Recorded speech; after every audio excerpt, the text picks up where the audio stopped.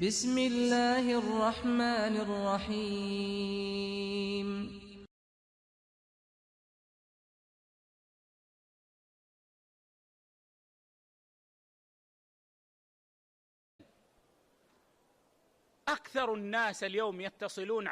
Мага дүйнөнүн ар бурчунан телефон чалгандардын көпчүлүгү бир адам Австралиядан чалды.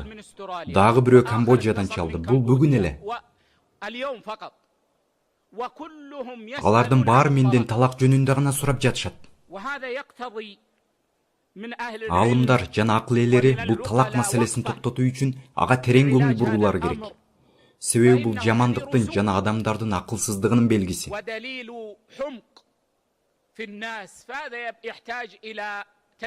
Аларга Аллахты көп эскертүүнү жана нике бул оор келишим экенин жана аны кадырлоо керек экенин жана адам болор болбос эске алынбай турган себептер менен ажырашуусу туура эмес экенин эскертүү керек. Бүгүнкү күндө аял күйөөсүнөн болор болбос нерселер үчүн талак сурай берет. Ансыз деле акылы алсыз болгон аялдарды телевизор жана соц тармактар ого бетер бузду.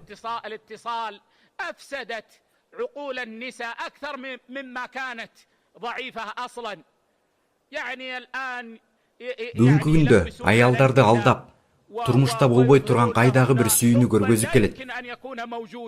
Байкуш аял үйүнө келип баягы телевизордон уккан сөздөрдү күйөөсүнөн укпайт жана телевизордон көргөн сезимдерди сезбейт. Анан күйөөсүнө келип, мен сени сүйбөйм, мага талак бер дейт. Ошол телевизордон көргөн эркекти издеп баштайт.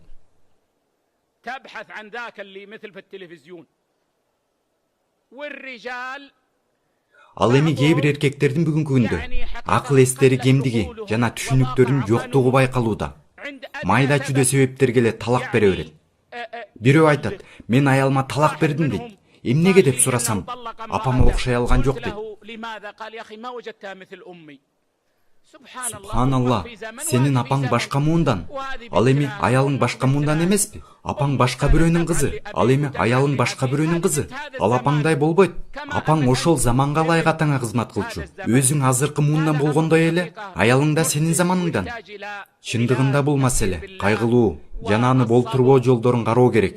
Жана Аллахты көп эскертүү менен жана сабырдуулук менен чечүү керек. Жана менин жубайлардын бактылуу болуусунун себептери деген китебим бар. Адамдар ошол китепти окушса экен, жакшы пайдаларды алышмак.